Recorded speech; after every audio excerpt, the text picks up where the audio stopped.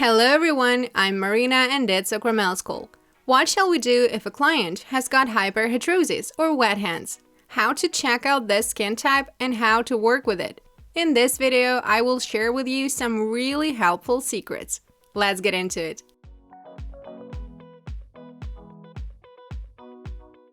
Here are today's nails. There are multiple hangnails.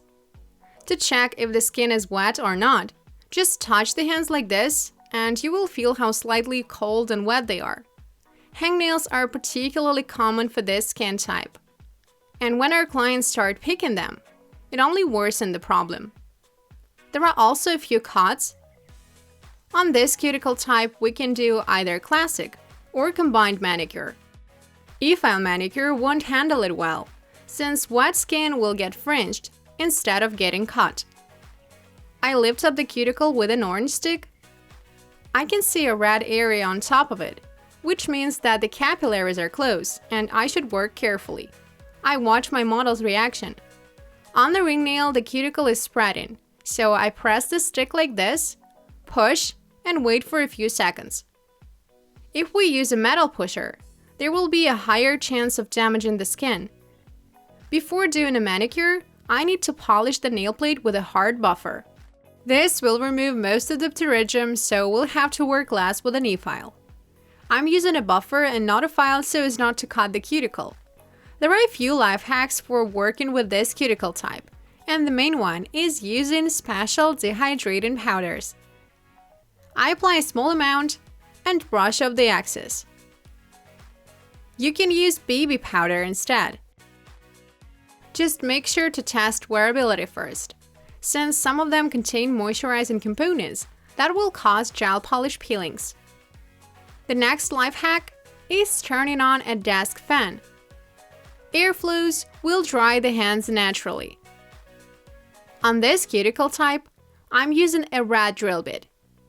It's perfect for wet and sensitive skin. Using a blue one, we're highly likely to cut the skin.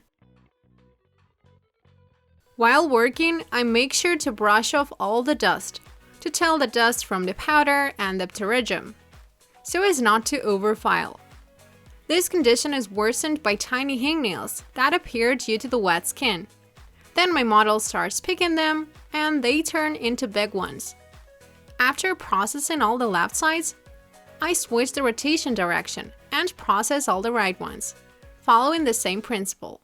I slightly polish the lateral folds, since I will polish them once again after the cut. I'm using scissors to cut off the cuticle. I trim all the sticking out parts. I work carefully in the areas with red skin. I adjust the finger and continue. It is not perfectly clean yet. There are some hangnails left. We can trim them with scissors. Just change the grip to this one, and using the middle part of the blade, press the skin and cut it off. To cut off big hangnails, we can use clippers. Just lift it up with the blade and cut it off to the very root. Be careful and try not to cut off too much. When we do it, the cuticle starts regenerating within a few days, and the hangnails get even bigger. The ring finger is more sensitive, since the cuticle is spreading here, and it is filled with capillaries. I keep it like this, turn the scissors over and cut off the top part. Removing big hangnails, I move downward. The skin is super dry on the thumb. I polish all the big hangnails. We can also use a buffer for polishing, and make such downward moves following the skin pattern. I recommend my model using it at home, to trim the hangnails without using an e-file. We can also use file abrasives for this purpose. The result is still far from perfect, so I need to remove these tiny hangnails. I'm using a red sphere drill bit to polish them. If the skin got wet again, and the powder effect doesn't last, add some more of it.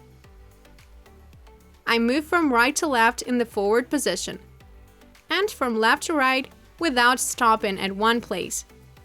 The speed is 5 to 7,000 RPM. Don't press too hard, since you can easily damage the skin. Done with the manicure, now I need to shape the free edge. I will shape a soft square. There are missing corners on some of the nails, and I will build them up with gel. I dehydrate the nail plate to wipe off all the powder leftovers and prepare the nails for the coating. It's very important to dehydrate the nail plate well. Use a dehydrator and apply it all over the nail plate up to 3 times, including the skin. Next, apply an acid-free primer.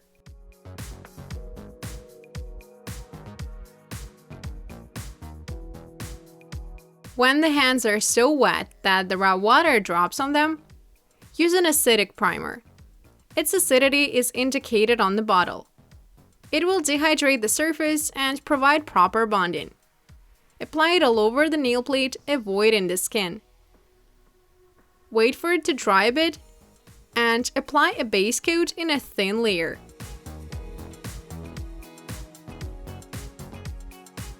I will use some jelly gel to build up the missing corners. I pull them out like this using a thin brush. It is faster than using aquagel. I cure them in a portable lamp for a few seconds to keep the shape while my model is moving her hand towards a bigger one. Sand the nails to cure for 1 minute. Now I wipe off the tacky layer and touch up the shape.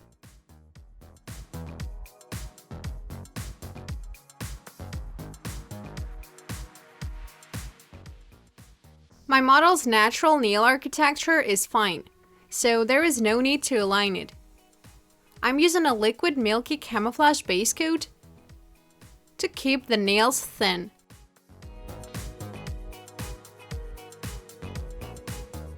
Most of the nails are even, but on the thumbs, there are a few deformations, since my model damaged her lateral folds by picking them. I will need to use more material here to even them out. You can pop all the bubbles if there are any with a thin brush or a stick. Or pull them out like this to keep the aesthetic look. For the design, I will use some non-tacky gel paint. I dip my finger into it like this, stamp it on the palette a couple of times, and then transfer it onto the nail. As simple as that, and it looks really nice and original. I also want to add a slider and some stickers.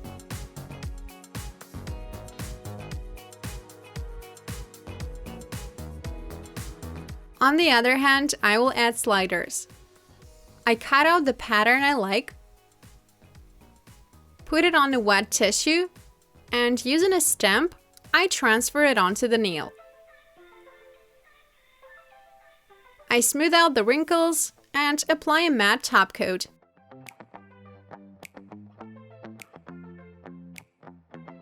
I will cover up the rest of the nails with black gel polish and a glossy top coat. First, I push the cuticle with an orange stick to lift it up and let the material get under it. I also recommend you wipe off the tacky layer to keep the color from flowing. First, I apply a thin layer along the nail perimeter, and then I open up the brush to paint under the cuticle with its tip. I add more gel polish for density. I apply a second layer on 2 nails right away.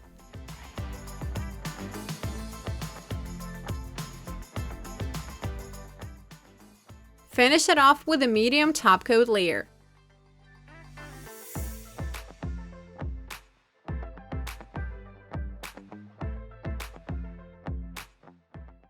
Turn the nail over to even out the surface and send it to cure in the lamp.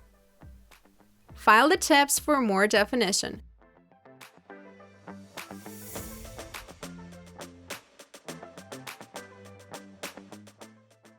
There are a few layerings from the inside, and we can file them out using a thin carbide drill bit. To prevent new hangnails and keep the skin smooth, we need to polish it. I apply some oil, rub it in, and using a silicone carbide drill bit, I polish the skin.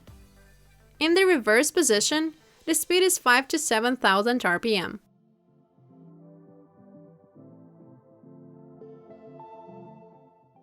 If you like the transformation and the secrets that I shared, please give this video a thumbs up and check out my other videos where I show how to work with complex spreading cuticles.